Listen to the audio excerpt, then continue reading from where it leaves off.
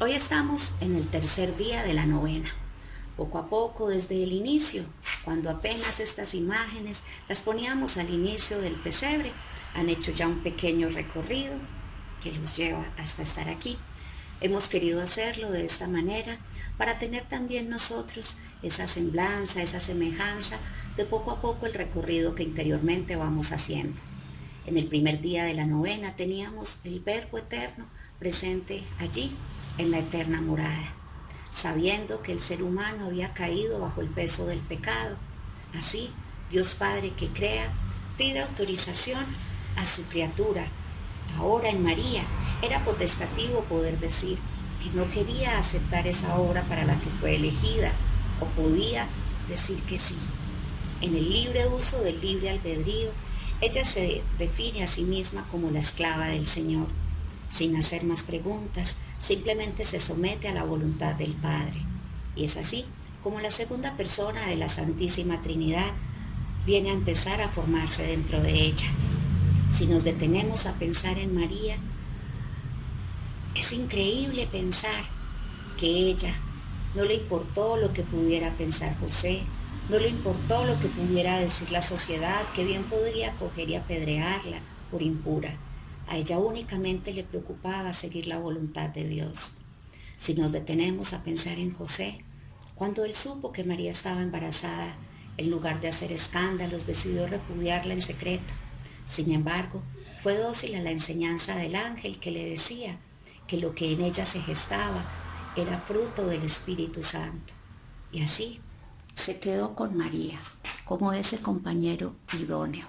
Vemos allí una pareja perfecta, donde la obediencia, donde la sumisión a la voluntad de Dios es lo central, es lo principal en la vida de ellos. Podemos mirar también, como lo dice la consideración en la novena tradicional.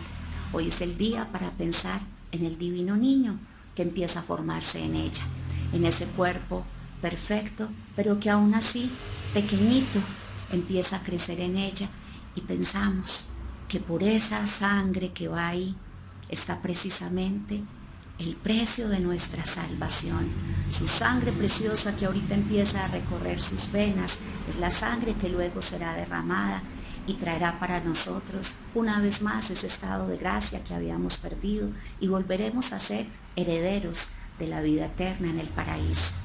Si pensamos también en todo el conocimiento que había dentro de esta pequeñísima criatura, ¿cómo es posible que dentro del cuerpo de un bebé en formación estuviera todo el pleno conocimiento de Dios? Él era la segunda persona de la Santísima Trinidad y por tanto era Dios mismo. Tenía todo el conocimiento de lo ocurrido y lo por ocurrir. Aún así, no importó.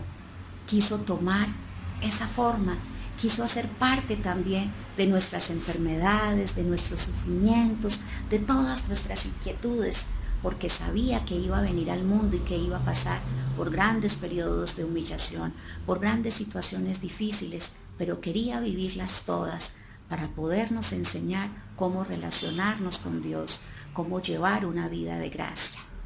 Nos detenemos a pensar en todas esas maravillas contenidas en tan solo 3 días que llevamos de la novena. Hay tanto por aprender, hay tanto por analizar, y aún así hacemos la novena de Navidad y no nos detenemos a pensar en todo esto. Que sea pues la ocasión propicia para que nos vayamos enamorando cada vez más de la novena, para que vayamos estando bien atentos a lo que cada uno de los días de la consideración nos está enseñando. Que este recorrido que todavía falta para tener ese acceso a ese establo donde más adelante va a estar naciendo ese pequeño niño Jesús, nos haya llevado también a nosotros por un recorrido por toda esta historia de salvación que empieza aquí.